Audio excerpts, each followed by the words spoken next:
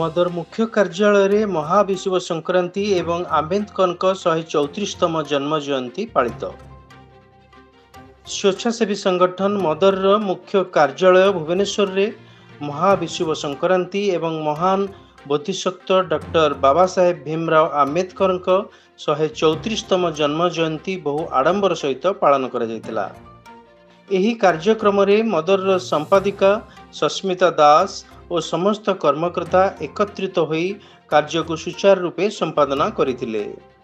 एथिरे मदर मुख्य कार्यनिर्वाही अधिकारी श्रीजुक्त प्रमोद कुमार दास, पब्लिक रिलेशन अधिकारी श्रीजुक्त मंगुलीचरण प्रधान, जोनाल कोऑर्डिनेटर प्रशांत कुमार राउतराय, मंटू मल्लिक, दीप्तिश्री नायक, नवकांति माझी, लग्नजिता परिड़ा एवं पूरबी शतपथी रवींद्र साहू प्रमुख उपस्थित रही कार्यक्रम शोभा बढ़ाई। श्रीजुक्त प्रमोद कुमार दास नूतन भारतर निर्माता बाबा साहेब विषय रे समस्त को अवगत कराई कही जे देशर जनता उच्च शिक्षित हेले देशर सार्विक उन्नति संभव होगा सह देशर सार्वभौमत्व बजाय रही पारिबो। एहा सहित पणा बंटन सहित कार्यक्रम शेष होइतिला। ब्यूरो रिपोर्ट सहित मु शक्ति महापात्र, ओडिशा मिरर।